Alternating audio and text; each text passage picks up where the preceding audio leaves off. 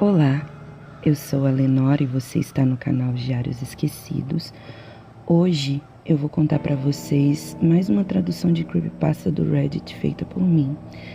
Ela foi escrita originalmente pelo usuário Dr. Price Compendium. Quem quiser visitar a página, basta ir nos comentários. Você acredita em sereias? Esse usuário garante que todas as histórias que ele conta têm um fundo de verdade, mas ele não diz o que é real e o que não é. No fim, quem decide é o leitor. Tire, então, as suas próprias conclusões. Vamos lá? O Diário do Capitão. Nota do autor. Esse documento faz parte de um diário de bordo encontrado em um navio que afundou na década de 1960. A água danificou algumas partes, o que tornou os registros um pouco incompletos. Também é possível que alguém deliberadamente tenha deixado de escrever ali por achar que era desnecessário. Eu não tenho certeza. Parte dessa história é verdadeira. 23 de maio de 1968, 11 da manhã. Zane, meu assistente, está correto. Esses idiotas não têm a mínima ideia do que estão fazendo. Eles alugaram meu barco e contrataram a mim e a Zane para carregá-los por aí. Encheram o deck com diversos equipamentos tecnológicos, achando que se tornaram o próximo Capitão Gancho. Nenhum deles parece ter 100% de certeza sobre como navegar ou sequer sobre como usar os equipamentos que eles mesmos trouxeram. Que piada! Graças a Deus, pelo menos eles pagaram adiantado. 3 deles, Rich, Simon e Tom, o verdadeiro líder do grupo, passaram as últimas 4 horas tentando, sem sucesso, descobrir como transmitir um sinal de rádio. Aquela hippie esquisita que eles trouxeram com eles, Morvaran, não parece interessada em ajudar. Ela tem passado os dias sentada no convés do navio, desenhando focas. Ela me mostrou alguns dos desenhos e depois me perguntou se eu já tinha visto uma sereia.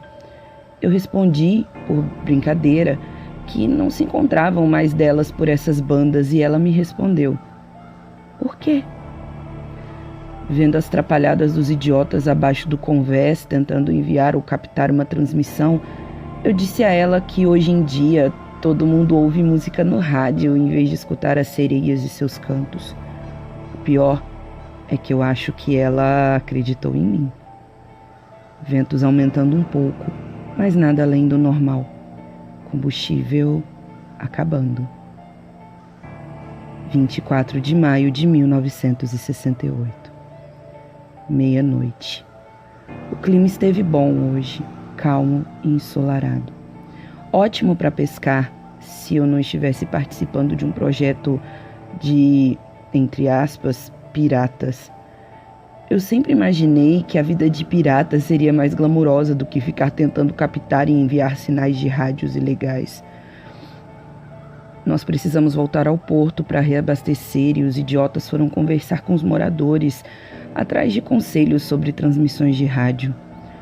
Aposto que a pessoa para quem eles perguntaram sabia do que estava falando, porque eles finalmente conseguiram captar algo. O sinal era fraco e a música era terrível, mas eles pareciam animados.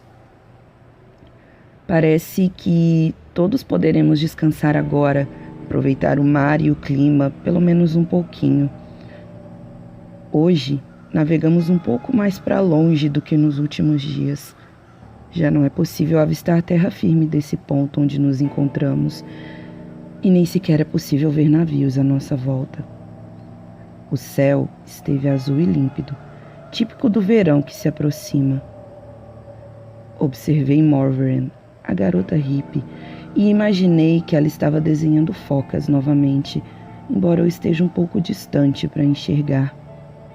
No entanto, parecendo que havia escutado meus pensamentos, ela se aproximou e me mostrou o desenho que havia feito.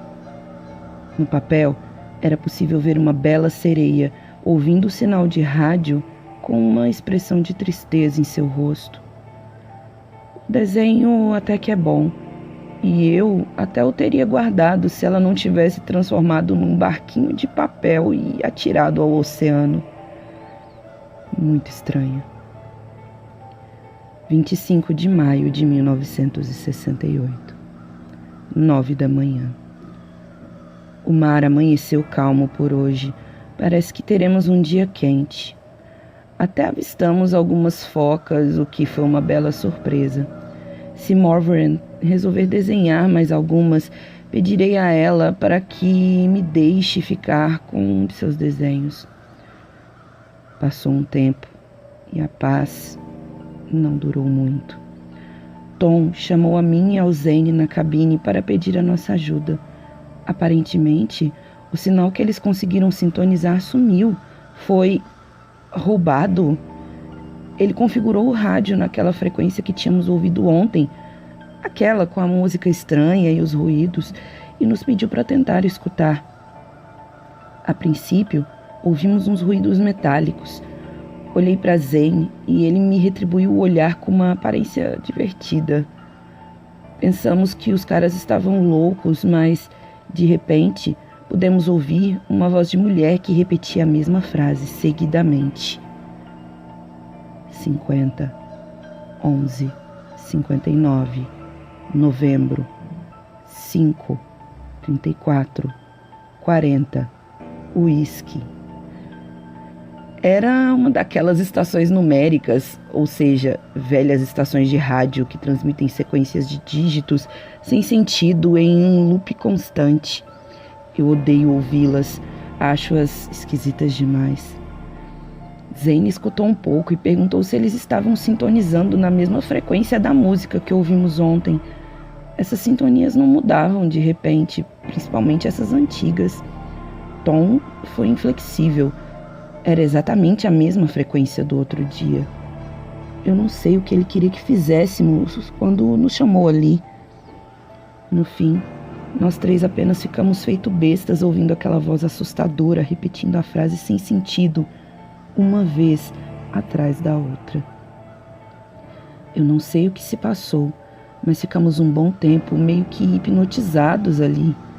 Simplesmente não conseguimos parar de ouvir e até ficaríamos mais se Simon, Morvaran e Richie não tivessem aparecido na porta. Eu e Zane meio que acordamos, saímos e os deixamos ali para resolverem a situação. Não era problema nosso. Como disse, eu sou o capitão e Zane é apenas o meu assistente. 11 da noite. Eu consigo ouvir Tom na cabine abaixo do convés, escutando novamente aquela estação. 50, 11, 59, novembro, 5, 34, 40, uísque. 50, 11, 59, novembro, 5, 34, 40, uísque. Acho que ainda não conseguiram arrumar o sinal para a rádio antiga. Eu não sei porque eles não podem esperar até o dia amanhecer. 26 de maio de 1968, 11 da manhã. Bem, o sol está brilhando e o dia está lindo, mas nenhuma das pessoas a bordo parecem contentes.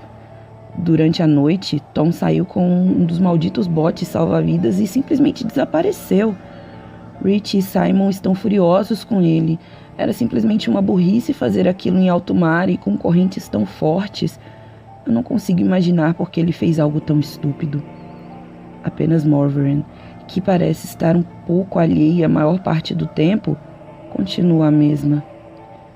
Eu disse a Zane para avisar a guarda costeira sobre o desaparecimento. Eu acho que Tom não tem a mínima ideia do que estava fazendo quando saiu naquele bote, e ele terá sorte se conseguirem encontrá-lo antes que faça alguma besteira ou se afogue. Bem, na verdade, mais uma besteira, né? Depois de um tempo, eu fui falar com meu assistente para perguntá-lo se ele havia recebido alguma resposta da guarda costeira. Fiquei surpreso ao vê-lo sentado em uma cabine ouvindo aquela estação numérica novamente. Eu perguntei a ele o que estava fazendo. Ele apontou para o rádio e me disse que ouvir aquela voz e aquela frase era relaxante.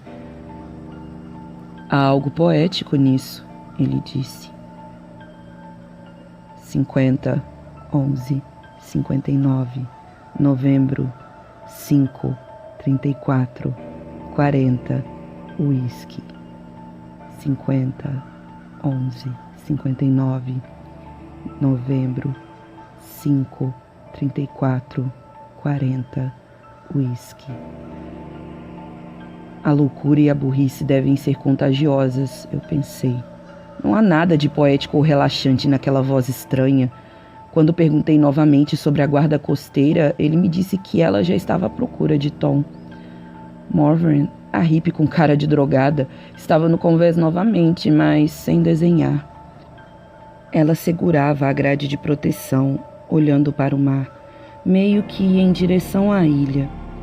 Eu perguntei a ela se ela morava ali naquele local.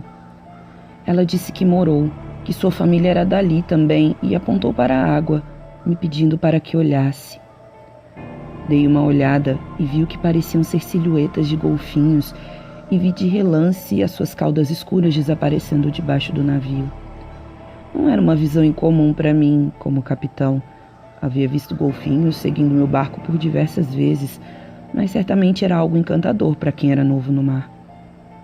A noite chegou e não obtivemos nenhuma palavra da guarda costeira ainda. 27 de maio de 1968, 10 da manhã. Há algo que preciso dizer sobre a estação que os idiotas captaram. Eu não vou dar uma de Zane e dizer que a voz é poética, mas há algo ali que me atrai. Hipnótico, talvez, terapêutico. Rich e Simon deixaram o rádio tocando enquanto dormiam e amanheceram dizendo que nunca se sentiram melhores. Eles realmente estão com as aparências ótimas e parece que não estão mais nem aí para o desaparecimento do Tom. Talvez eu tente dormir ouvindo a transmissão. Ando tendo muitos pesadelos ultimamente. Quando abastecemos pela última vez? 28 de maio de 1968. Lembrei-me de uma musiquinha que cantávamos na escola. Era mais ou menos assim. Enquanto os mares rugem e a tempestade se aproxima, nós, os alegres marinheiros, já estamos de pé. Os marujos dormem lá embaixo, embaixo, embaixo. Os marujos dormem lá embaixo. Meu assistente Zane desapareceu. Será que ele pegou o bote salva-vidas? Eu acho que ele foi embora, mas eu não tenho certeza. Eu sonhei com a garota Morven sentada na beira do barco com os pés tocando a água e focas nadavam em roda em volta dela. No sonho, ela sorria e me entregava aquele mesmo desenho de uma sereia com um rádio que ela havia me mostrado antes, mas a criatura no papel estava com uma expressão de raiva. Morven, então, me disse que precisava ver a sua família e mergulhou no oceano, simplesmente. Acordei. 30 de maio de 1968. Rich desapareceu durante a noite. Eu perguntei a Simon onde o rapaz tinha ido, mas ele sequer sabia quando tinha visto pela última vez.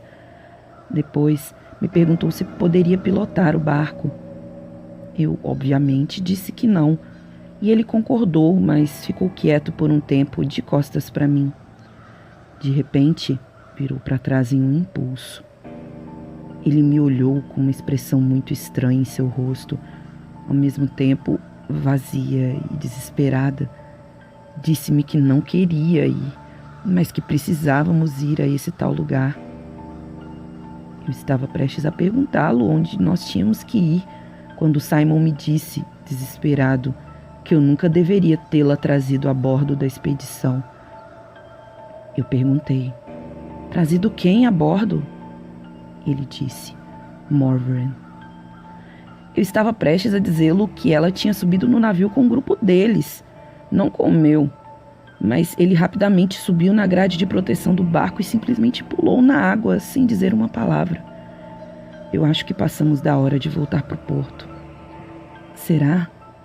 Eu sinto que há um lugar para onde eu devo ir. Sem data. Que data é hoje? Eu deixo o rádio ligado o tempo todo, sem parar. Tem estado muito quieto agora que todos se foram. A voz daquela transmissão me acalma completamente. É como uma bela música que me guia e me chama. Eu vi Rich boiando na água. Acho que ele não era um nadador muito experiente, mas eu não tinha tempo de trazer seu corpo sem vida a bordo. Preciso continuar. Me pergunto se Tom, Zane ou Simon tiveram o mesmo destino e se tornaram corpos no oceano. Agora sei onde devo ir. Eu nunca mais ficarei só. Será que Morven estará lá quando eu chegar? 50, 11, 59, novembro, 5, 34, 40, whisky. 50, 11, 59, novembro, 5, 34, 40, whisky. 50, 11, 59. Fim. Bom, eu espero que vocês tenham gostado. Como sempre, eu digo a vocês que eu gosto de trazer histórias novas para cá. Essa história é recente, ela foi escrita há umas 2 semanas atrás. E é isso. Para quem gosta de sereia, né, já tem vários relatos de sereia no meu canal. Se vocês gostaram, eu já peço que deixe o seu like, faça um comentário, me ajudem a sair do flop. E é isso. Obrigada e tchau, tchau.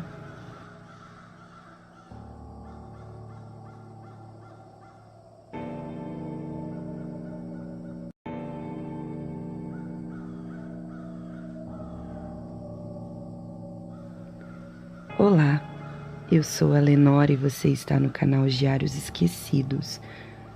Hoje eu vou contar para vocês uma lenda urbana. Ela também foi retirada do Reddit e também foi traduzida por mim. Se chama A Sereia da Floresta. Bem, vamos lá? Praia, sol, mar. Eu não poderia querer mais nada da vida, por mais que essa seja uma viagem de família. Apesar de algumas desavenças, a gente mantém uma tradição desde que eu me entendo por gente. Em época de férias de verão, todos nos reunimos na casa de praia do meu avô, à beira-mar, um verdadeiro paraíso. É sempre muito lotado, muitos primos, tios, mas a conversa é boa e frequentemente nos pegamos falando sobre a vida, os planos e, inevitavelmente, sobre casos sobrenaturais que nos cercam. Era sempre assim. Todos os finais de tarde, nos reuníamos e, um a um, começávamos a contar as nossas experiências, ao passo que todos os outros ficavam calados ouvindo. Naquela tarde, a primeira lenda que realmente fez todo mundo ficar meio desconcertado foi dita por mim. Eu estava sentado na varanda da casa de praia com meus primos, centenas de quilômetros de distância de minha cidade natal, Rexville. Enquanto eu olhava o oceano se dissipando no pôr do sol, não podia deixar de pensar em criaturas do mar e, é claro, me lembrei das sereias. Isso me trouxe à mente uma das lendas mais famosas da minha região, a sereia de Rexville. Antes de começar a contar essa lenda urbana, devo lembrar que não há oceano em Rexville. O mais próximo possível que temos é um gigantesco lago de água doce que, apesar de perigoso em algumas épocas do ano, não é palco de nenhuma história sobrenatural. Bom, antes que você se anime, devo dizer que a sereia também não vive nesse lago. Ela vive na floresta. Esta é provavelmente uma das lendas mais bizarras de Rexville.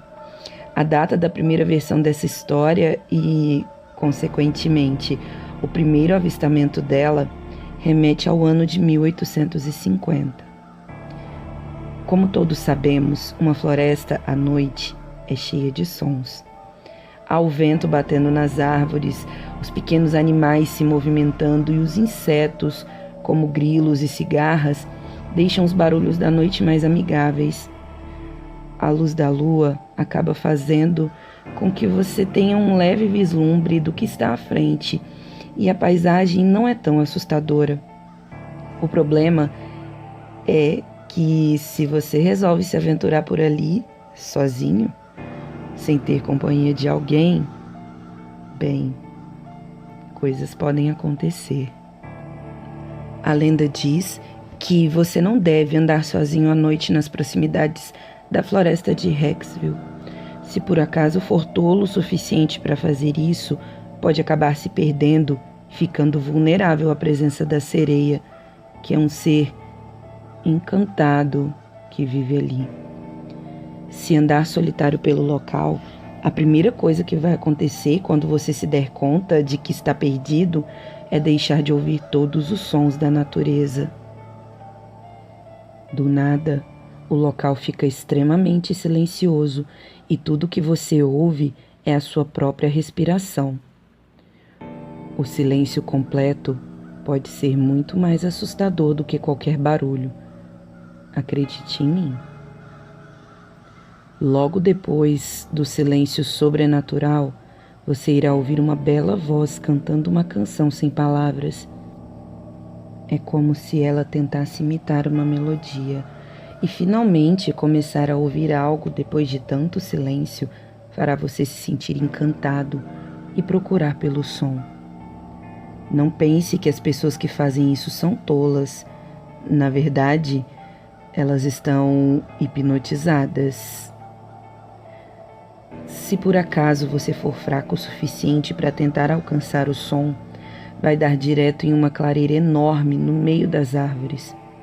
Ali, a luz da lua ilumina tudo porque não tem as copas das árvores para atrapalhar. Por isso, vai ser muito fácil identificar a bela figura que está no meio. Uma sereia, sentada numa rocha de aspecto redondo, embora não haja nenhuma água à vista. Os relatos dos homens que conseguiram se salvar dizem que ela é linda, absolutamente encantadora. Sua pele é tão branca que parece refletir a luz da lua. Seus cabelos são prateados e levemente ondulados, alcançando a cintura, e ela geralmente está os penteando ou trançando. Sua cauda é negra como ônix e reflete a luz como se fosse feita de milhares de pequenos espelhos escuros. Mas o mais belo de tudo é o seu rosto. A sereia de Rexville possui lábios carnudos e traços delicados. O que é mais intrigante, porém, são seus olhos. Eles são absolutamente brancos, sem pupila, e das órbitas sai uma luz que paralisa imediatamente se você olhar para elas. Ela é inofensiva, não ataca ou machuca suas vítimas. Algo inacreditável acontece ao final desses encontros. Normalmente, a sereia vai parar de cantar e olhar para a pessoa até que, eventualmente, a vítima pisque os olhos. Quando a luz abre novamente, terão se passado várias horas ou até mesmo dias sem que a vítima tenha se dado conta e a sereia terá desaparecido. As histórias são quase sempre as mesmas, sem muitas alterações. Não importa o período, pois ela pode ser encontrada em qualquer época do ano, chova ou faça sol, na neve ou durante a ventania. Ela também não possui alvo específico nem região demográfica. As testemunhas de seu avistamento variam de meninas de 3 anos de idade até um homem de 80 anos. Ele se chama Elmer Young. O que há em comum? Todos entraram nos domínios da sereia sem pedir permissão. Octogenários podem não ser as fontes mais confiáveis para histórias sobre um encontro sobrenatural, mas Elmer Young não é como a maioria dos homens de 86 anos de idade. Qualquer pessoa que chamá-lo de senil seria considerado louco, pois ele é um homem forte, ativo, tem uma ótima memória e uma excelente forma física. Cresceu cortando lenha, o que faz com que ele tenha um corpo atlético até hoje. Elmer Young é um dos homens mais capazes e mentalmente que eu já conheci. Ele era um grande amigo do meu avô e eu o conheci quando ainda era pequeno. Sempre fazia convites para que vovô o acompanhasse durante as pescarias, e isso fez com que eles compartilhassem muitas histórias, algo que eu adoro ouvir. Ninguém nunca duvidou da palavra de Elmer. Se ele disser que algo aconteceu e insistir que não está brincando, sabemos que ele não está inventando. Por esse motivo, quando ele me contou sobre o seu encontro com a sereia de Hicksville, eu não duvidei dele. Tornou-se uma das minhas histórias favoritas. Então, quando começamos a narrar as histórias na varanda, naturalmente, essa foi a primeira que me deu vontade de contar. Ele não se importa que eu diga e, inclusive, faz questão que eu use seu nome completo, em vez de um pseudônimo. Agora, vou contar a experiência de Elmer com a bela sereia da floresta. O encontro aconteceu há 6 anos, quando ele tinha acabado de completar 80 anos. Ele estava indo em uma caminhada normal através da floresta para buscar lenha e me disse que, daquela vez, cometeu a tolice de não pedir permissão para acessar a trilha. Ia distraído quando, de repente, tudo ficou assustadoramente silencioso e ele ouviu uma bela canção sem palavras, apenas uma voz ecoando pelo local. Depois de 80 anos em Hicksville, ele sabia muito bem sobre a história da sereia da floresta e como esses encontros com ela geralmente aconteciam. A maioria das pessoas seguiam a voz para poderem descobrir a sua origem, mas Elmer Young não é como a maioria das pessoas. Ao invés de apenas seguir a música em busca da fonte, ele se levantou e a ouviu por alguns minutos. Então, aprendeu a melodia e, acreditem, começou a cantar junto. Elmer era um excelente cantor, diga-se de passagem. Durante a juventude, chegou a integrar grupos e gravou CDs como um backing vocal. Vovô dizia que ele era extremamente talentoso. No entanto, naquela noite na floresta, quando ele começou a cantar, a voz da sereia abruptamente cessou. Ele parou praticamente junto com ela e gritou: "Desculpe pela interrupção."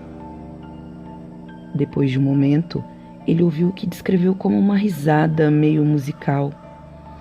Insistindo que era apenas como uma música, ele resolveu tentar continuar.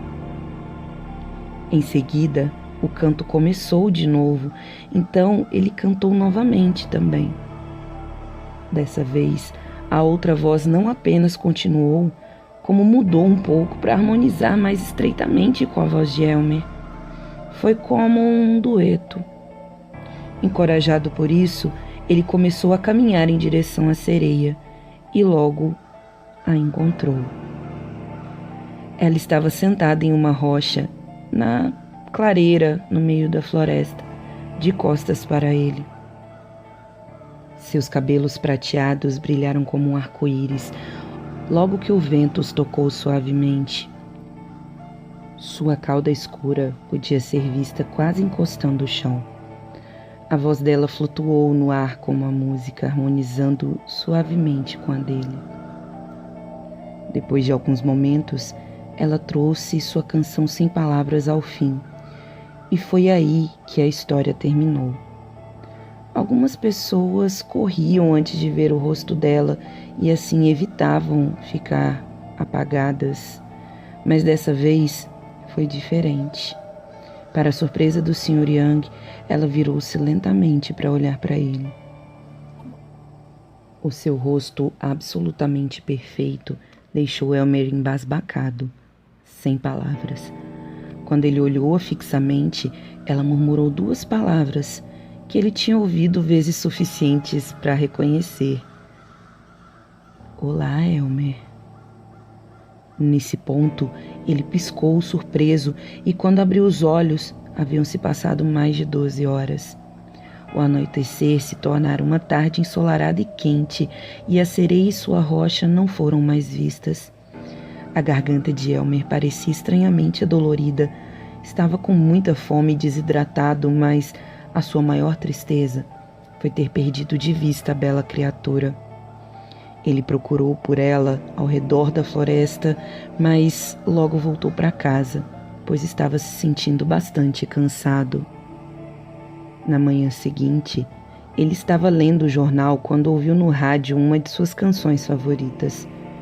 No entanto, quando ele tentou cantar junto, descobriu que estava repentinamente mudo e que não conseguia acompanhar a melodia. Não entenda errado, ele podia falar, mas ele não conseguia cantar.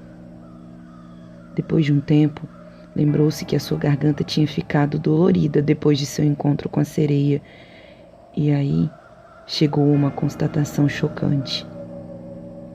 Ela tinha roubado a sua habilidade para cantar. Fim. Bom, eu espero que vocês tenham gostado. Se vocês gostaram, eu vou trazer mais creepypastas e com essa pegada assim meio de lenda urbana. Já deixa seu like, por favor, não se esqueça. Faça um comentário, isso me ajuda muito, me ajuda a sair do flop. Se você tem um amigo que também gosta dessas histórias, mande meu vídeo.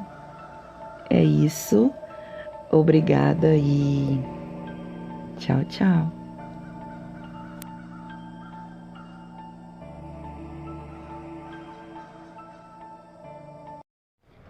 Olá, eu sou a Lenore e você está no canal Os Diários Esquecidos. Hoje eu vou contar para vocês a história original de A Pequena Sereia, um dos contos de fada mais macabros. Como sabemos, a Disney modifica um pouco essas narrativas para que elas fiquem mais aceitáveis para as crianças, mas as origens são bem mais assustadoras, cruéis e até violentas. Se vocês quiserem que eu conte mais contos de fada originais, deixe nos comentários. Bom, vamos à história? A Pequena Sereia, por Hans Christian Andersen. Bem longe, no mar, a água é azul como as pétalas da mais linda hortênsia e clara como o vidro mais puro. Mas é muito fundo, mais fundo do que qualquer âncora pode atingir. Seria preciso empilhar muitas torres de igreja, uma em cima da outra, para chegar no fundo do mar. Lá embaixo mora a gente do mar. Mas não pense nem por um instante que não há nada além de areia nua, branca. Oh, não! As mais maravilhosas árvores e plantas crescem no fundo do mar. Seus talos e folhas são tão maleáveis que se agitam ao mais ligeiro movimento da água, como se fossem gente. Todos os peixes, grandes e pequenos, deslizam por entre os galhos, tal como os pássaros voejam entre as árvores aqui em cima. Lá embaixo, no ponto mais profundo de todos, fica o castelo do Rei do Mar. Suas paredes são feitas de coral e as janelas compridas, pontudas, são feitas do mais claro âmbar. O telhado é formado de conchas que se abrem e fecham ao sabor da corrente.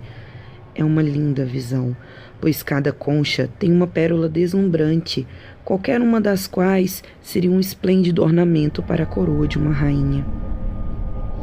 O Rei do Mar era viúvo havia alguns anos e sua mãe idosa tomava conta da casa para ele. Era uma mulher inteligente, mas orgulhosa no que dizia respeito ao seu nobre berço.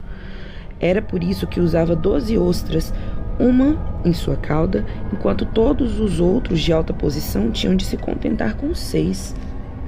Sob outros aspectos, era digna de grande louvor, pois era muito devotada às netas, as princesinhas do mar. Sua pele era clara e delicada como uma pétala de rosa. Os olhos eram azuis como o mar mais profundo. Como todas as outras, porém, não tinha pés e seu corpo terminava numa cauda de peixe. O dia inteiro, as princesas do mar brincavam nos grandes salões do castelo, em que flores cresciam direto das paredes. As grandes janelas de âmbar ficavam abertas e os peixes entravam nadando por elas, exatamente como andorinhas voavam nas nossas casas quando deixamos as janelas abertas. Os peixes deslizavam até onde estava a princesa, comia em suas mãos e esperavam por um afago. Fora do castelo havia um bonito jardim com árvores de um azul profundo e de um vermelho flamejante. Seus frutos rutilavam como ouro e suas flores eram como labaredas, com folhas e talos que nunca ficavam imóveis. O próprio solo era da mais fina areia, mais azul como uma chama de enxofre. Um estranho fulgor azulado envolvia tudo que estava à vista. Se você estivesse lá embaixo, não saberia que estava no fundo do mar. Poderia imaginar que estava suspenso lá em cima, no ar, sem nada além do céu, acima e abaixo de você. Quando havia uma calmaria, era possível vislumbrar o sol, que parecia uma flor púrpura de cujo cálice jorrava luz. Cada uma das princesinhas tinha o seu próprio pedaço de terra no jardim, onde podia cavar e plantar a seu bel prazer. Uma arranjou seu canteiro de flores na forma de uma baleia. Outra achou mais interessante moldar o seu como uma pequena sereia, mas a caçula fez o seu bem redondo como o sol e só quis flores que tivessem um brilho vermelho como o dele. Era uma criança curiosa, sossegada e pensativa. Enquanto as irmãs decoravam seus jardins com coisas maravilhosas que conseguiam de navios naufragados, ela não admitia nada além de flores rosa avermelhadas que eram como o sol lá no alto e uma bela estátua de mármore. A estátua era de um bonito menino, cinzelada na pura pedra branca, e aparecera no fundo do mar depois de um naufrágio. Perto dela, a princesinha havia se plantado um salgueiro chorão cor-de-rosa, que cresceu esplendidamente e deixava sua fresca folhagem cair em dobras sobre a estátua e até o solo azul arenoso do oceano. Sua sombra ganhava um matiz violeta, e como os galhos, nunca ficava parada. As raízes e a copa da árvore pareciam estar sempre brincando, tentando se beijar. Não havia nada de que as princesas gostassem mais do que de ouvir sobre o mundo dos humanos acima do mar. Sua velha avó tinha de lhes contar tudo o que sabia sobre navios e cidades, pessoas e animais. Uma coisa em especial as assombrava com sua beleza, saber que as flores tinham uma fragrância. No fundo do mar não tinham nenhuma. E também que as árvores na floresta eram verdes e que os peixes que voavam nas árvores sabiam cantar tão docemente que era um prazer ouvi-los. A avó chamava os passarinhos de peixes. De outro modo, as princesinhas do mar que nunca tinham visto um passarinho não teriam entendido. Quando vocês fizerem 15 anos, disse-lhes a avó, vamos deixá-la subir até a superfície e se sentar nos rochedos ao luar, vendo passar os grandes navios. Viram florestas e também cidades.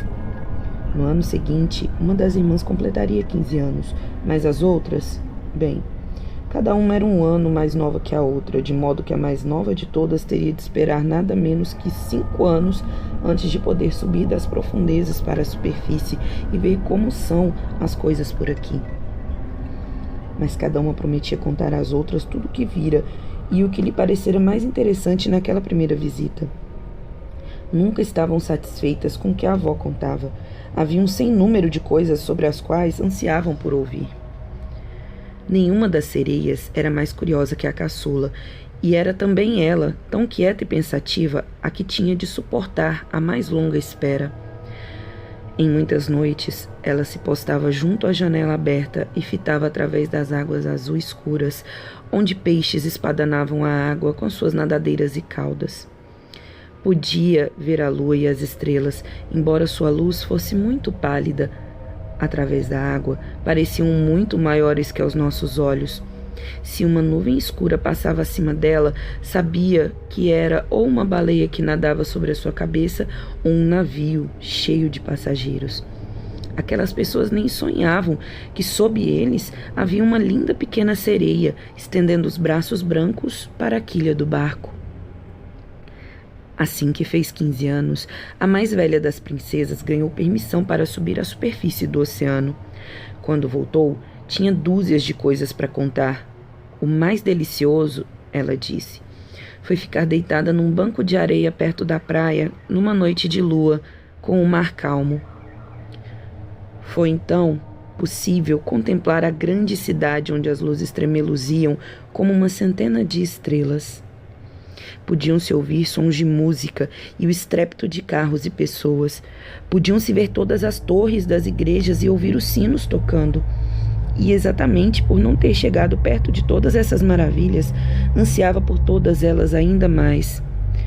Oh, como a irmã caçula bebia aquelas palavras, e mais tarde, naquela noite, quando ficou junto à janela aberta fitando através das águas azul escuras, ela pensou na grande cidade com todo o seu ruído e estrépito, e até imaginou que podia ouvir os sinos da igreja tocando para ela. Um ano depois, a segunda irmã teve permissão para subir mar acima e nadar para onde quisesse. Chegou à superfície bem na hora do pôr do sol, e essa, ela contou, foi a visão mais bela de todas. Todo o céu parecia ouro, disse, e as nuvens, bem, simplesmente não era capaz de escrever como eram lindas, em tons de carmesim e violeta sobre sua cabeça. Mais veloz ainda que as nuvens, um bando de cisnes selvagens voou como um longo e branco véu por sobre a água, rumo ao sol poente. Ela nadou nessa direção, mas o sol se pôs e sua luz rósea foi engolida por um mar e nuvem. Mais um ano se passou e a terceira irmã foi à tona. Era a mais ousada de todas e nadou até um rio largo que desaguava no mar. Viu bonitos morros, cobertos de parreiras, solares e granjas espiavam de matas magníficas. Ouviu os passarinhos cantando, e o sol era tão quente que teve de mergulhar muitas vezes na água para refrescar o rosto abrasado. Numa pequena enseada, topou com um bando de crianças humanas, divertindo-se completamente nuas na água. Quis brincar com elas, mas ficaram apavoradas e fugiram. Depois, um animalzinho preto foi até a água. Era um cachorro, mas ela nunca tinha visto um. O animal latiu tanto para ela que ela ficou amedrontada e nadou de volta para o mar aberto. Mas disse que nunca esqueceria a magnífica floresta, os morros verdes e as lindas criancinhas que eram capazes de nadar, embora não tivessem caudas. A quarta irmã não foi tão ousada, permaneceu muito distante da terra, nas vastidões desertas do oceano. Mas foi exatamente isso, ela lhes contou, que tornou a sua vista tão maravilhosa.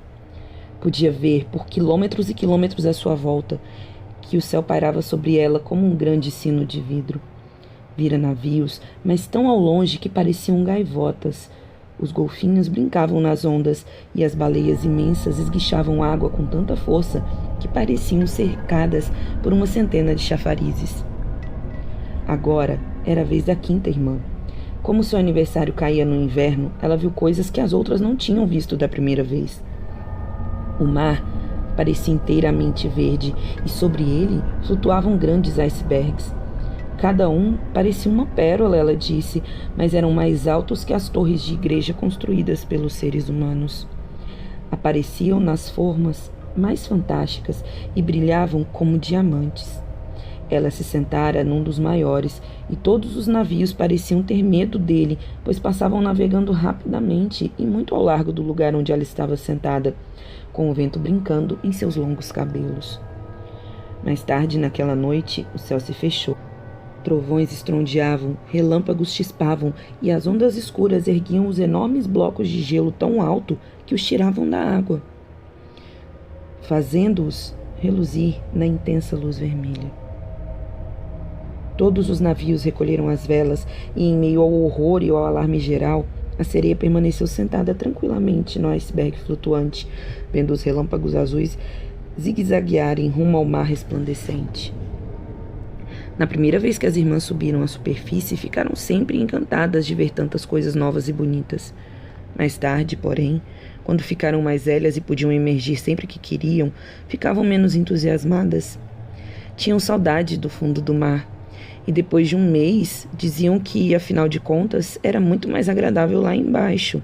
Era tão reconfortante estar em casa. Mesmo assim, muitas vezes, ao entardecer, as 5 irmãs davam-se os braços e emergiam juntas. Suas vozes eram lindas, mais bonitas do que qualquer ser humano.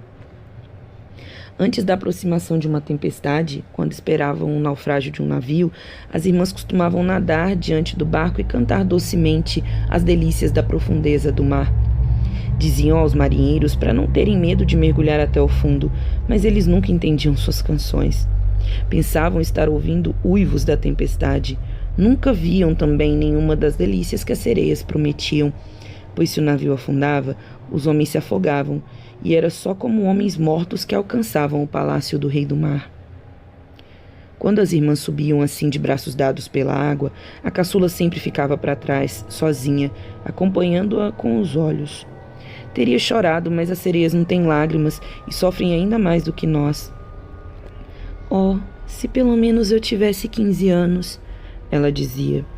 Sei que vou gostar muito do mundo lá de cima e de todas as pessoas que vivem nele. Então, finalmente ela fez 15 anos. Bem, agora você logo escapará das nossas mãos, disse a velha rainha-mãe, sua avó. Venha, deixe-me vesti-la como as suas outras irmãs. E pôs no seu cabelo uma grinalda de lírios brancos, em que cada pétala de flor era metade de uma pérola. Depois, a velha senhora mandou trazer 8 grandes ostras para prender firmemente na cauda da princesa, e para mostrar assim a sua alta posição. Ai, está doendo, disse a pequena sereia. Sim, a beleza tem seu preço, respondeu a avó.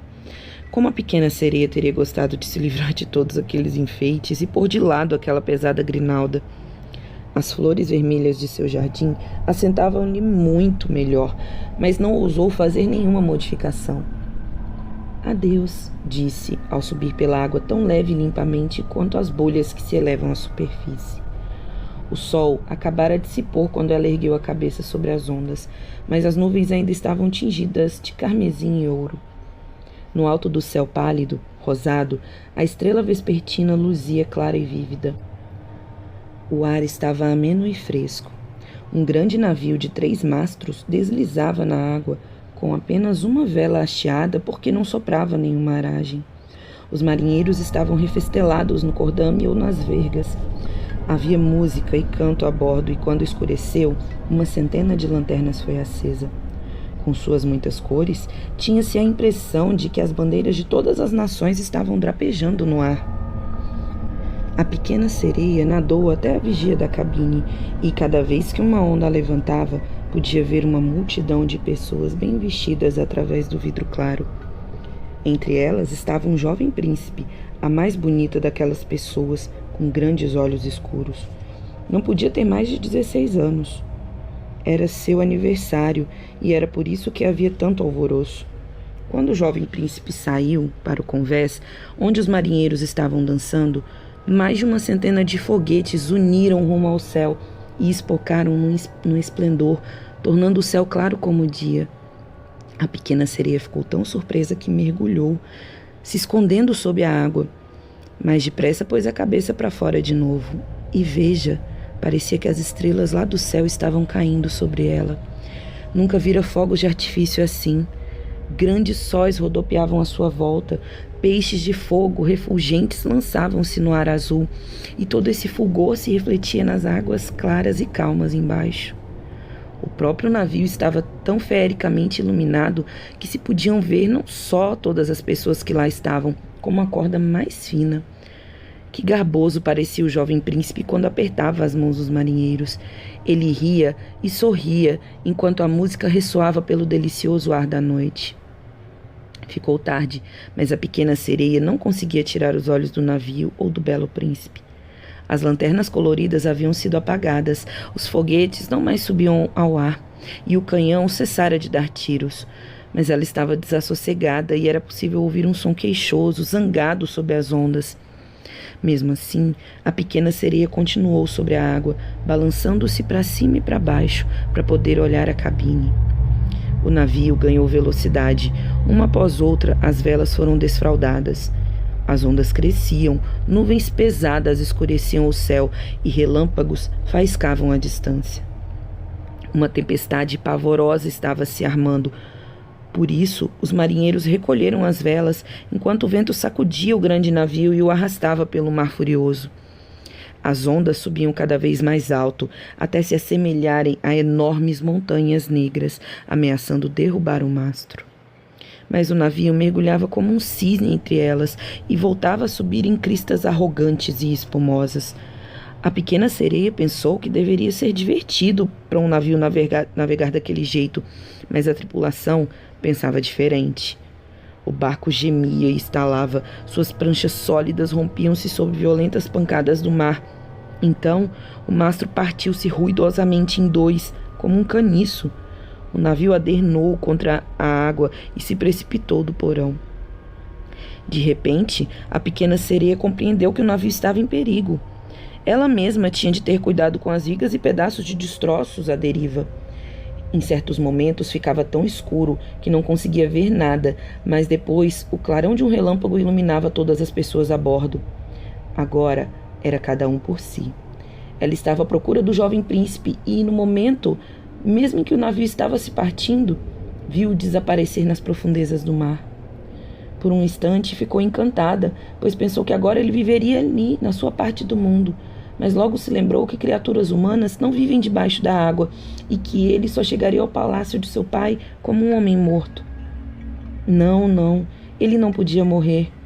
Assim, ela nadou entre as vigas e pranchas que o mar arrastava, indiferente ao perigo de ser esmagada. Mergulhava profundamente e emergia das ondas e, finalmente, encontrou o jovem príncipe. Ele mal conseguia seguir nadando no mar tempestuoso. Seus membros fraquejavam, seus olhos bonitos estavam fechados e teria certamente se afogado se a princesa não tivesse ido em seu socorro. Ela segurou-lhe a cabeça sobre a água e deixou que as ondas a carregassem com ele. Quando amanheceu, a tempestade cessara e não havia vestígio do navio. O sol despontou na água, vermelho e cadente, e pareceu devolver a cor às faces do príncipe, mas os olhos dele continuavam fechados. A sereia beijou-lhe a fronte, alta e delicada, e ajeitou-lhe para trás o cabelo molhado. Aos seus olhos, ele parecia uma estátua de mármore que tinha em seu jardinzinho. Beijou-o de novo e fez um pedido para que ele pudesse viver. Logo, a sereia viu diante de si a terra firme, com suas majestosas montanhas azuis, cobertas de neve branca e cintilante, parecendo cisnes aninhados. Perto da costa havia lindas florestas verdes, e junto a uma delas erguia-se um prédio alto. Se era uma igreja ou um convento, ela não sabia dizer. Limoeiros e laranjeiras cresciam no jardim, e ao lado da porta havia 3 palmeiras altas. O mar formava uma angra nesse ponto, e a água aí era perfeitamente calma, embora muito profunda. A sereia nadou com o belo príncipe até a praia, coberta de areia fina e branca. Ali depositou o príncipe sob o sol morno, fazendo um travesseiro de areia para sua cabeça. Sinos repicaram no grande prédio branco e várias meninas apareceram no jardim. A pequena sereia nadou para bem longe da praia e escondeu-se atrás de uns penedos grandes que se elevavam acima da água. Cobriu o cabelo e o peito com espuma do mar para que ninguém pudesse ver. Depois ficou espiando para ver quem ajudaria o pobre príncipe. Não demorou muito e surgiu uma menina. Pareceu muito assustada, mas só por um momento, e correu para buscar a ajuda de outros. A sereia viu o príncipe voltar a si, e ele sorriu para todos que o cercavam, mas não houve sorriso para ela, pois ele não tinha nem a mais pálida ideia de quem o salvara. Depois que o levaram para o grande prédio, a pequena sereia se sentiu tão infeliz que mergulhou de volta para o palácio do pai. Sempre fora silenciosa e pensativa, mas agora estava mais do que nunca. Suas irmãs lhe perguntavam o que vira durante a sua visita à superfície, mas ela não lhes contava nada. Em muitas manhãs e entardeceres, ela subia até o ponto onde deixara o príncipe. Viu as frutas do jardim amadurecerem e observou-as quando foram colhidas. Viu a neve derreter nos picos, mas nunca viu o príncipe, e por isso sempre voltava para casa ainda mais cheia de dor do que antes. Seu único consolo era ficar em seu jardinzinho, os braços em torno da bela estátua de mármore, tão parecida com o príncipe. Nunca mais cuidou das suas flores, e elas se espalhavam selvagemente pelas trilhas, enroscando seus longos talos e folhas em torno dos galhos das árvores, até barrar completamente a luz. Por fim, ela não conseguiu mais guardar aquilo consigo e contou tudo a uma das irmãs. Logo, as outras ficaram sabendo. Mas ninguém mais, exceto algumas outras sereias que não diriam nada a ninguém, a não ser suas melhores amigas. Uma delas pôde lhe dar notícias do príncipe. Ela também vira os festejos realizados a bordo e contou mais sobre o príncipe e a localização de seu reino. Vamos, irmãzinha, disseram as outras princesas, e com os braços nos ombros umas das outras, subiram numa longa fileira até a superfície. Bem diante do lugar onde se erguia o castelo do príncipe. O castelo, construído de uma pedra amarelo clara brilhante, tinha longos lances de degraus de mármore, um dos quais levava diretamente ao mar. Esplêndidos domos dourados elevavam-se acima do telhado, e entre as colunas que cercavam toda a construção havia esculturas de mármore que pareciam vivas. Através do vidro claro das altas janelas era possível ver salões magníficos, ornados com suntuosas cortinas de seda e tapeçarias. As paredes eram cobertas com grandes pinturas e era um prazer contemplá-las. No centro do maior salão havia uma fonte que lançava seus jorros espumantes até o domo de vidro do teto, e através deste o sol brilhava sobre a água e as belas plantas que cresciam no tanque. Agora que sabia onde o príncipe vivia, a pequena sereia passava muitos ocasos e muitas noites naquele ponto. Nadava até muito mais perto da costa do que as outras ousavam. Chegou a avançar pelo estreito canal até ir ao belo balcão de mármore onde projetava suas longas sombras sobre a água. Ali, ela se sentava e contemplava o jovem príncipe, que supunha estar completamente só ao clarão da lua. Muitas vezes à noite, a pequena sereia ouvia sair ao mar em seu esplêndido barco, com bandeiras hasteadas aos acordes de música. Espiava do meio dos juncos verdes e, quando o vento levava o longo véu branco e prateado de seu cabelo, as pessoas o viam. Imaginavam apenas que era um cisne estendendo suas asas. Muitas noites, quando os pescadores saíam para o mar com suas tochas, ela os ouviu louvando o jovem príncipe, e suas palavras a deixavam ainda mais feliz por lhe ter salvado a vida. E ela lembrava como aninhara a cabeça dele em seu peito e com que carinho o beijara. Mas ele não sabia de nada e nunca sequer sonhara que ela existia. A pequena sereia foi gostando cada vez mais dos seres humanos e ansiava profundamente pela companhia deles. O mundo em que viviam parecia tão maior que o seu próprio. Veja, eles podiam varar os oceanos em navios e escalar montanhas íngremes mais altas que as nuvens. E as terras que possuíam, suas matas e seus campos, se estendiam muito além de onde a vista alcançava. Havia uma porção de outras coisas que ela teria gostado de saber, e suas irmãs não eram capazes de responder a todas as suas perguntas. Por isso, foi visitar sua velha avó, que sabia tudo sobre o mundo superior, como chamava tão apropriadamente os países acima do mar. Bom, essa foi a parte 1. Para não ficar um áudio muito grande, eu vou dividir em 2 partes. E se vocês quiserem saber o que acontece no final da história da Pequena Sereia, a original, por favor, ouçam o próximo vídeo. Até mais e tchau, tchau. Olá, eu sou a Lenora e você está no canal Diários Esquecidos. Hoje eu vou contar para vocês a segunda parte da história original de A Pequena Sereia, um dos contos de fada mais macabros. Vocês conhecem a história da Disney, mas será que sabem o que a princesa original precisa fazer para encontrar o seu grande amor? Na primeira parte, paramos quando a princesinha foi buscar conselhos com a sua avó. Bom, se quiserem que eu conte mais contos de fada originais, deixe nos comentários. Vamos à história? A Pequena Sereia, parte 2, Hans Christian Andersen. Havia uma porção de coisas que ela teria gostado de saber e suas irmãs não eram capazes de responder a todas as suas perguntas. Por isso, foi visitar sua velha avó, que sabia tudo sobre o mundo superior, como chamava tão apropriadamente os países acima do mar. Quando não se afogam, perguntou a pequena sereia, os seres humanos podem continuar vivendo para sempre? Não morrem como nós, aqui embaixo no mar? Sim, sim, respondeu a velha senhora. Eles também têm de morrer, e seu tempo de vida é até mais curto que o nosso. Nós, por vezes, alcançamos a idade de 300 anos, mas quando nossa vida aqui chega ao fim, simplesmente nos transformamos em espuma na água. Aqui não temos sepultura daqueles que amamos, não temos uma alma imortal e nunca teremos outra vida. Somos como o junco verde. Uma vez cortado, cessa de crescer. Mas os seres humanos têm almas que vivem para sempre, mesmo depois que seus corpos se transformam em pó. Elas sobem através do ar puro até alcançarem as estrelas brilhantes. Assim como nós subimos à flor da água e contemplamos as terras dos seres humanos, assim eles atingem os reinos belos, desconhecidos, regiões que nunca veremos. Por que não podemos ter uma alma imortal? A pequena sereia perguntou, pesarosa. Eu daria de boa vontade todos os 300 anos que tenho para viver se pudesse me tornar um ser humano por um só dia e partilhar daquele mundo celestial. Você não deveria se apoquentar com isso, disse a avó. Somos muito mais felizes e vivemos melhor aqui do que os seres humanos lá em cima. Então estou condenada a morrer e flutuar como espuma no mar, a nunca ouvir a música das ondas, ou ver as lindas flores e o céu vermelho?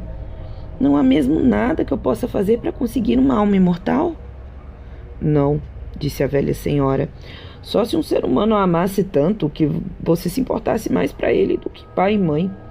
Se ele a amasse de todo o coração e deixasse o padre pôr a mão direita sobre a sua como uma promessa de ser fiel, agora e por toda a eternidade, nesse caso, a alma dele deslizaria para dentro do seu corpo e você também obteria uma parcela da felicidade humana.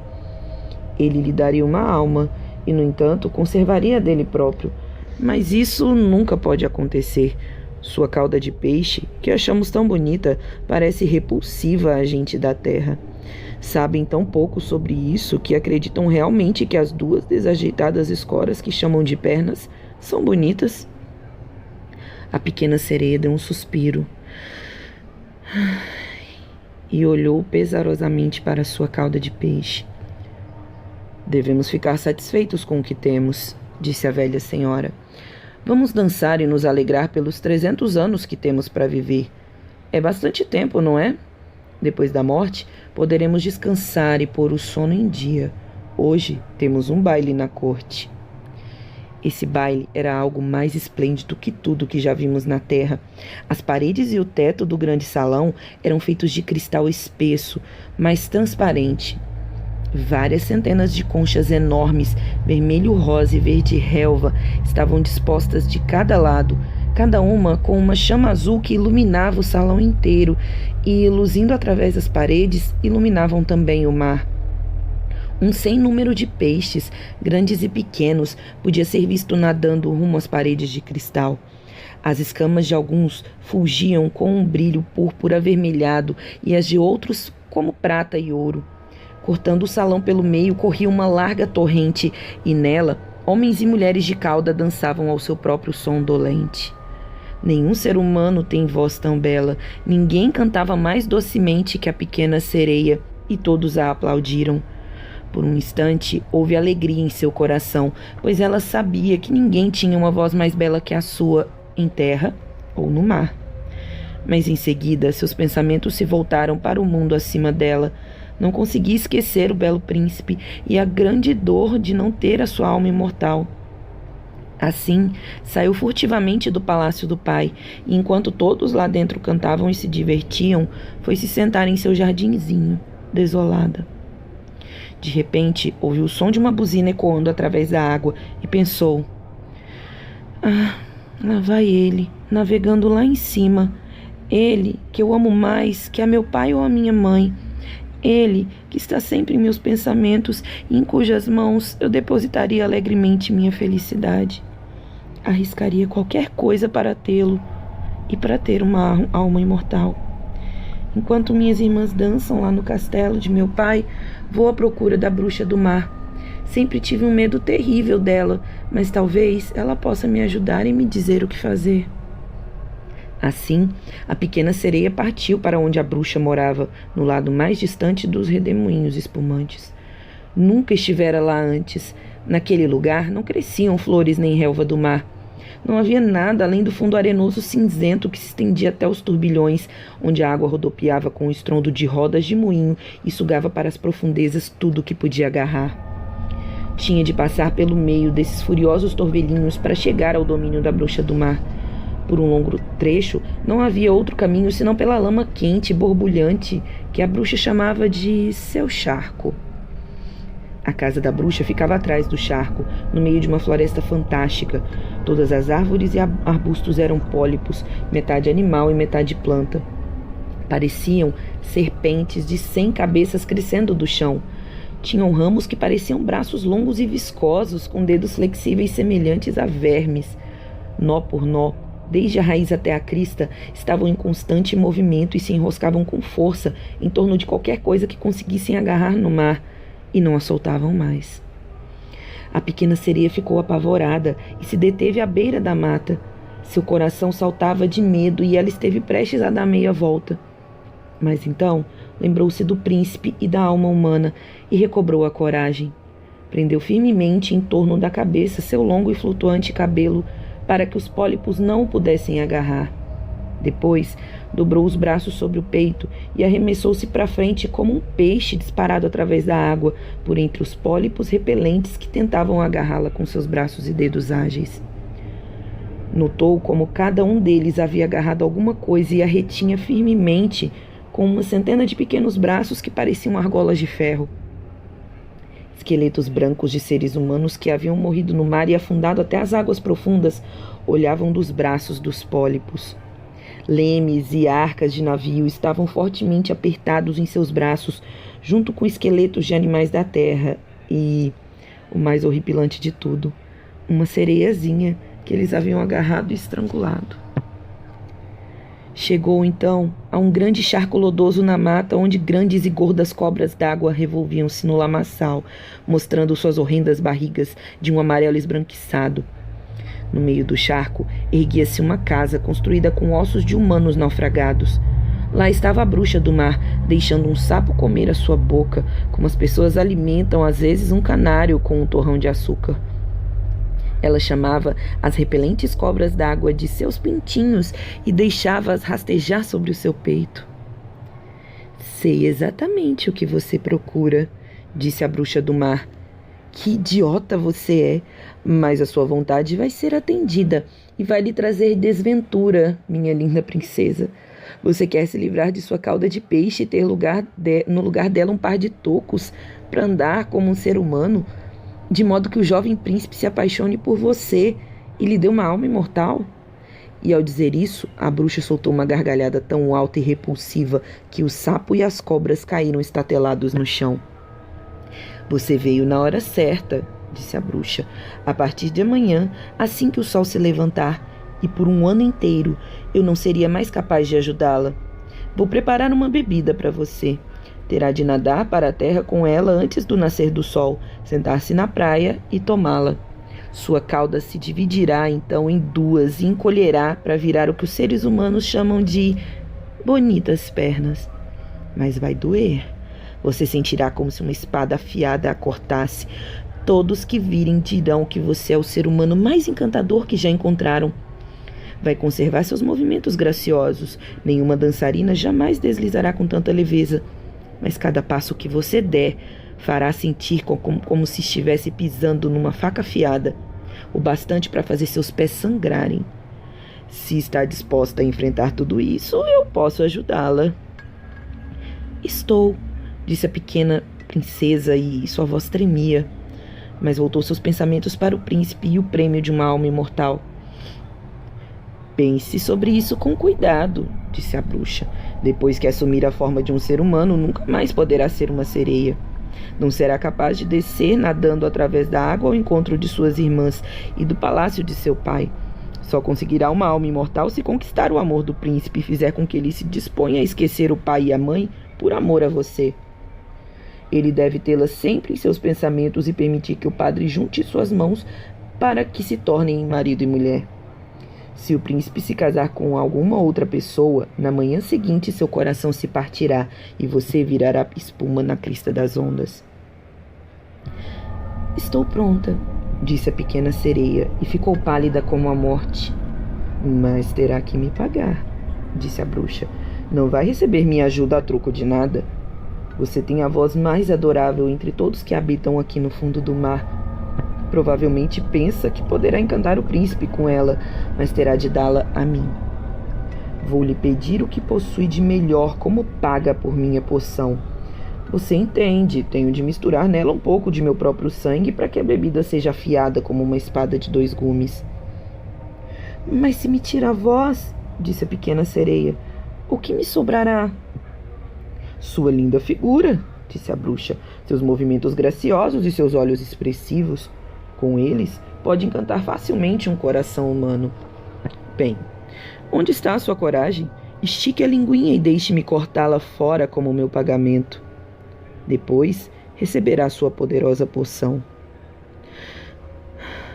Assim seja, disse a pequena sereia, e a bruxa pôs seu caldeirão no fogo para cozinhar a poção mágica. Limpeza antes de mais nada, ela disse, enquanto esfregava a panela com um feixe de cobras que tinha amarrado juntas numa grande laçada. Depois, deu uma picada no seio e deixou que o sangue preto caísse no caldeirão. O vapor que se ergueu criava formas estranhas, apavorantes de se ver. A bruxa continuava a jogar novas coisas no caldeirão, e quando a mistura começou a ferver, soava como um crocodilo chorando. Finalmente, a poção mágica ficou pronta, e era cristalina como a água. Pronto, disse a bruxa, ao cortar fora a língua da pequena sereia. Agora ela estava muda, e não podia falar nem cantar. Se os pólipos a agarrarem quando você voltar pela mata, disse a bruxa, basta jogar sobre eles uma única gota dessa poção e os braços e dedos deles se romperão em 1000 pedaços. Mas a pequena sereia não precisou disso. Os pólipos se encolheram aterrorizados quando avistaram a poção cintilante que tremeluzia em sua mão como uma estrela. Assim, passou rapidamente pela mata, o charco e os redemoinhos atordoadores. A pequena sereia pôde contemplar o palácio do pai. As luzes do salão de baile estavam apagadas. Certamente todos lá estavam dormindo a essa hora. Mas não ousou entrar para vê-los, pois agora estava muda e prestes a deixá-los para sempre. Tinha a impressão de que seu coração ia se partir de tanta dor. Entrou furtivamente no jardim, arrancou uma flor do canteiro de cada uma das irmãs, soprou 1000 beijos na direção do palácio e depois subiu à superfície através das águas azul escuras. O sol ainda não raiara quando ela avistou o palácio do príncipe e subiu os degraus de mármore. O luar era claro e vívido. A pequena sereia tomou a poção cortante e causticante e teve a impressão de que uma espada estava trespassando o seu corpo delicado. Desmaiou e tombou como morta. O sol se levantou e, luzindo através do mar, acordou-a. Ela sentiu uma dor aguda, mas bem ali na sua frente estava o belo príncipe. Os olhos dele, negros como carvão, a fitaram tão intensamente que ela baixou os seus e percebeu que sua cauda de peixe desaparecera e que tinha um bonito par de pernas brancas, como as que qualquer menina desejaria ter. Mas estava inteiramente nua e por isso envolveu-se em seu longo cabelo, que caía delicadamente. O príncipe perguntou-lhe quem era e como chegar até ali, e ela só pôde olhar de volta para ele com seus olhos de um azul profundo, doce e tristemente, pois, é claro, ela não podia falar. Então, ele a tomou pela mão e levou para o palácio. Cada passo que ela dava, como a bruxa predissera, a fazia sentir como se estivesse pisando em facas e agulhas afiadas, mas suportou isso firmemente. Caminhou com leveza de uma bolha ao lado do príncipe. Este e todos que a viram ficaram maravilhados ante a graça de seus movimentos. Deram-lhe vestidos suntuosos de seda e musselina. Ela era a mais bela criatura do palácio, mas era muda, não podia falar nem cantar. Lindas moças escravas, vestidas de seda e ouro, apareceram e dançaram diante do príncipe e de seus parentes reais. Uma cantou mais lindamente do que todas as outras, e o príncipe bateu palmas e sorriu para ela. Isso deixou a pequena sereia triste. Sabia que ela própria podia cantar ainda mais lindamente. E pensou: oh, se pelo menos ele soubesse que abri mão de minha voz para sempre, para estar com ele. As moças escravas dançavam, uma dança graciosa, deslizando ao som da mais encantadora das músicas. E a pequena sereia ergueu seus belos braços brancos, ficou na ponta dos pés e deslizou pelo piso, dançando como ninguém dançara antes. A cada passo parecia mais e mais encantadora, e seus olhos falavam mais profundamente ao coração do que o canto das moças escravas. Todos ficaram encantados, especialmente o príncipe, que a chamou de sua criancinha enjeitada. Ela continuou dançando, apesar da sensação de estar pisando em facas afiadas cada vez que seu pé tocava o chão. O príncipe disse que ela nunca deveria deixá-lo, e ela ganhou permissão para dormir do lado de fora de sua porta, numa almofada de veludo. O príncipe mandou fazer para ela um traje de pajem, para que pudesse sair a cavalo com ele. Cavalgavam juntos pelas matas fragrantes, onde os ramos verdes roçavam seus ombros e os passarinhos cantavam em meio às folhas frescas.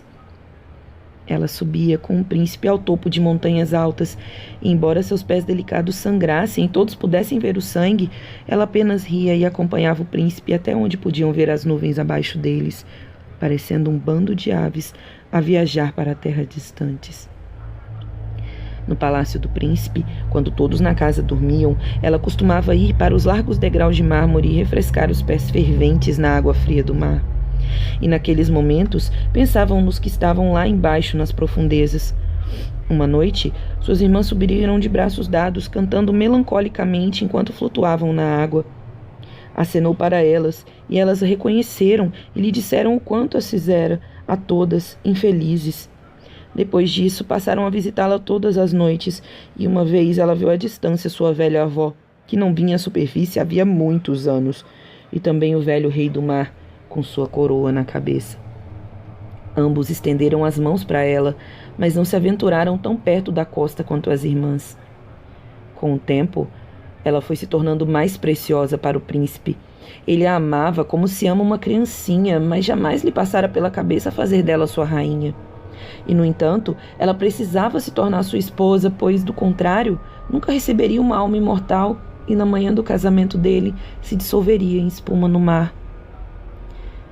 É de mim que você gosta mais? Os olhos da princesa pareciam perguntar quando ele a tomava nos braços e beijava sua linda testa. Sim, você é muito preciosa para mim, dizia o príncipe, pois ninguém tem um coração tão bondoso, e você é a mais devotada a mim que qualquer outra pessoa. Você me lembra uma menina que conheci uma vez, mas que provavelmente nunca verei de novo. O navio em que eu viajava naufragou, e as ondas me jogaram na costa, perto de um templo sagrado, onde várias meninas estavam cumprindo suas obrigações. A mais nova delas me encontrou na praia e salvou minha vida. Só a vi 2 vezes. Ela é a única no mundo que eu poderia amar. Mas você é tão parecida com ela que quase tirei a imagem dela de minha mente. Ela pertence ao templo sagrado e minha boa fortuna enviou você para mim. Nunca nos separaremos.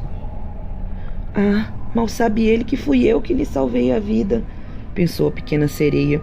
Carreguei-o pelo mar até o templo na mata e esperei na espuma para que alguém viesse socorrê-lo. Vi a menininha que ele ama mais do que a mim. E a pequena sereia suspirou profundamente, pois não sabia derramar lágrimas. Ele diz que a menina pertence ao templo sagrado e que por isso nunca retornará ao mundo. Eles nunca voltarão a se encontrar. Eu estou ao lado dele, vejo todo dia, vou cuidar dele e amá-lo e dar minha vida por ele. Não muito tempo depois, correu o rumor de que o príncipe iria se casar, que a esposa seria a bonita filha de um rei vizinho e que era por isso que ele estava equipando um navio tão esplêndido. O príncipe ia fazer uma visita ao reino vizinho. Era assim que falavam, dando a entender que estava indo ver a filha do rei. A roda que o cercava era grande, mas a pequena sereia sacudia a cabeça e ria. Conhecia os pensamentos do príncipe muito melhor que ninguém. Tenho que ir, ele disse a ela.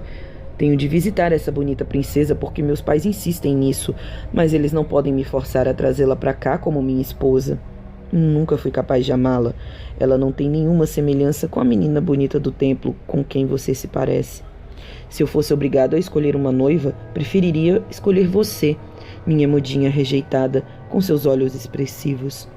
E beijava a boca rosada da sereia, brincava com o longo cabelo dela e pousava a cabeça contra o peito dela de tal maneira que o coração da sereia sonhava com a felicidade humana e com uma alma imortal.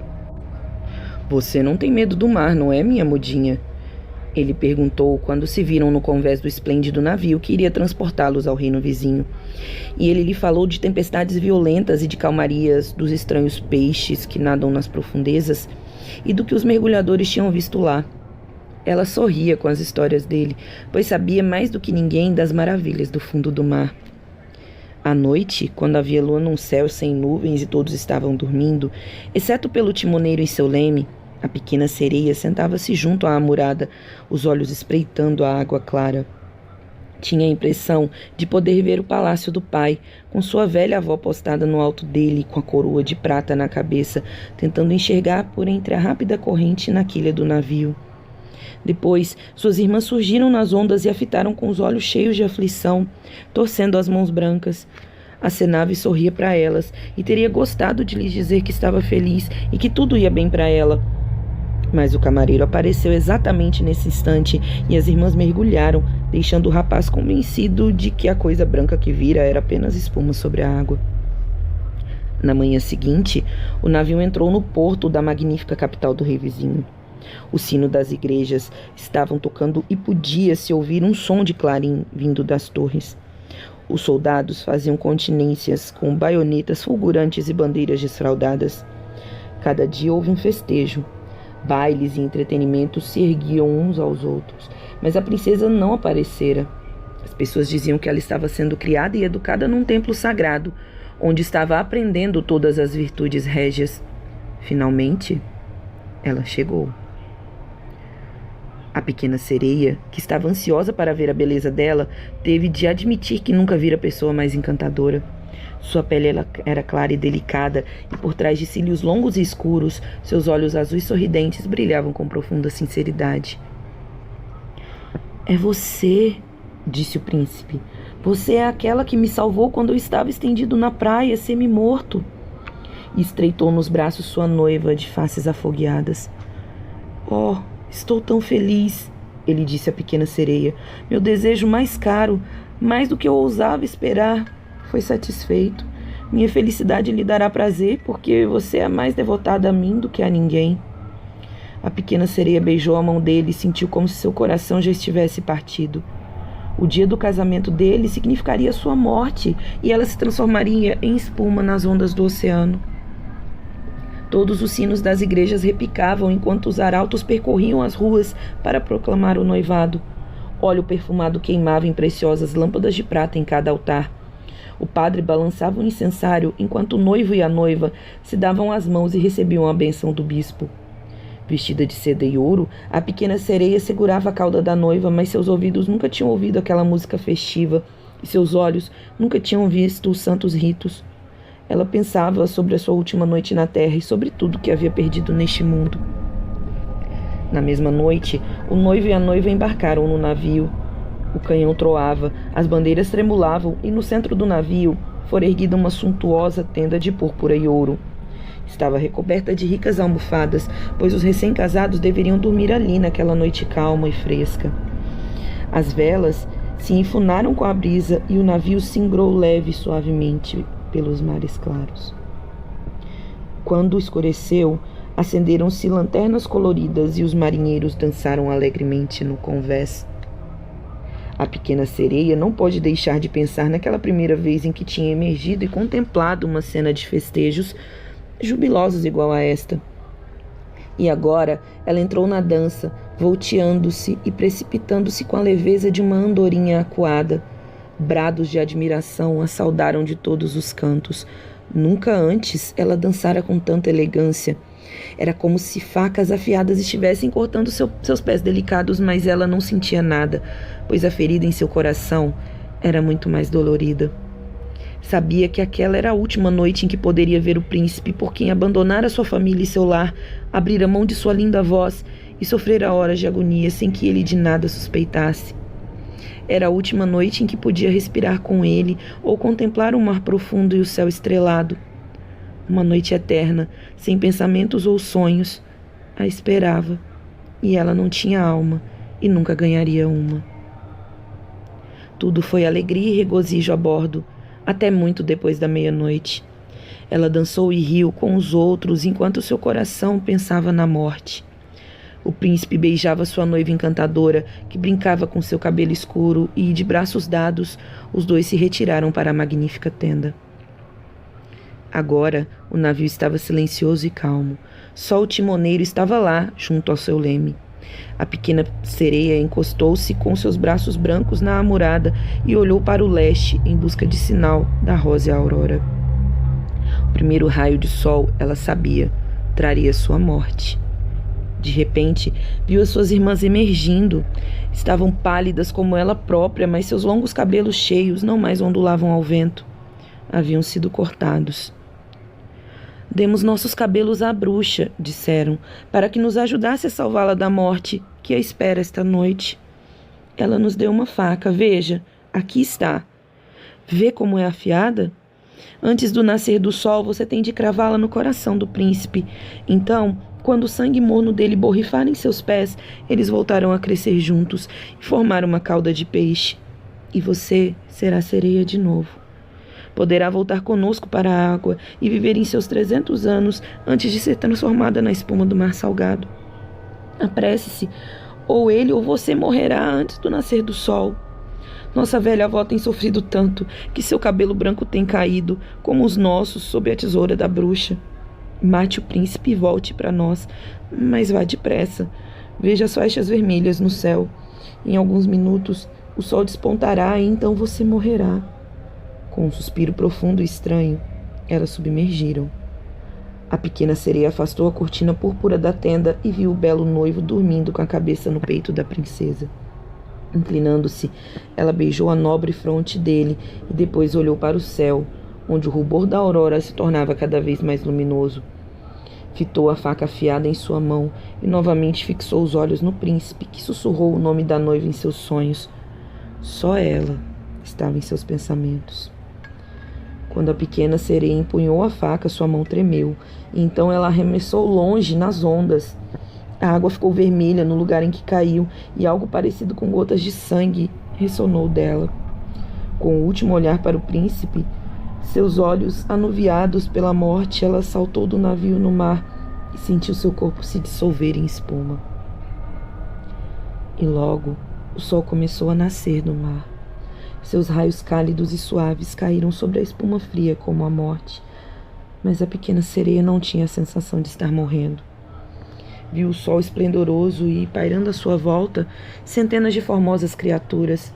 Podia ver perfeitamente através delas, ver as velas brancas do navio e as nuvens rosadas do céu. E a voz delas era a voz de melodia, embora etérea demais para ser ouvida por ouvidos mortais, assim como nenhum olho mortal as podia ver. Não tinham asas, mas sua leveza as fazia flutuar no ar. A pequena sereia viu que tinha um corpo como o delas e que estava se elevando cada vez mais acima da espuma. "Onde estou?" perguntou, e sua voz soou como a dos outros seres, mais etérea que qualquer música terrena podia soar. "Entre as irmãs do ar", responderam as outras. "Uma sereia não tem alma imortal e jamais pode ter uma, a menos que conquiste o amor de um ser humano. A eternidade de uma sereia depende de um poder que independe dela. As filhas do ar tampouco têm uma alma eterna, mas podem conseguir uma através de suas boas ações. Devemos voar para os países quentes, onde o ar abafadiço da pestilência significa morte para os seres humanos. Devemos levar brisas frescas, devemos transportar a fragrância das flores através do ar e enviar consolo e cura. Depois que tivermos tentado fazer todo o bem que pudemos em 300 anos, conquistaremos uma alma imortal e teremos uma parcela da felicidade eterna da humanidade. Você, pequena sereia, tentou com todo o seu coração fazer como estamos fazendo. Você sofreu e perseverou e se elevou ao mundo dos espíritos do ar. Agora, com 300 anos de boas ações, você também pode conquistar uma alma imortal. A pequena sereia ergueu seus braços de cristal para o sol de Deus e pela primeira vez conheceu o gosto das lágrimas. No navio havia alvoroço e sons de vida por todo lado. A pequena sereia viu o príncipe e a bela noiva dele à sua procura. Com grande tristeza, eles fitavam a espuma perolada, como se soubessem que ela se jogara nas ondas. Invisível, ela beijou a testa da noiva, sorriu para o príncipe e, em seguida, com as outras filhas do ar, subiu para uma nuvem rosa avermelhada que navegava para o céu. Assim flutuaremos por 300 anos, até finalmente chegarmos ao reino celeste. E podemos atingi-lo ainda mais cedo, sussurrou uma das companheiras. Invisíveis, flutuamos para dentro de lares humanos em que há crianças, e para cada dia em que encontramos uma boa criança, que faz mamãe e papai felizes e merece o amor deles, Deus abrevia nosso tempo de sofrimento. A criança nunca percebe nada quando voamos em seu quarto e sorrimos com alegria. E assim, um ano é subtraído dos 300. Mas quando vemos uma criança travessa ou maldosa, derramamos lágrimas de dor, e cada lágrima acrescenta mais um dia em nosso tempo de provação. Bom, assim acaba o conto original da Pequena Sereia, de Hans Christian Andersen. Obviamente é muito mais macabro do que o original. Não tem final feliz, né, como a gente pôde ver. E, infelizmente, coloca aí um final alternativo, mas que não é um final feliz, né? Bom, eu espero que vocês tenham gostado. E se vocês quiserem, então, que eu conte mais contos de fada originais, e tem outros que são muito piores que o da Pequena Sereia, é só deixar nos comentários. Obrigada por ouvir e por me assistir, entre aspas. Por enquanto é só e tchau, tchau.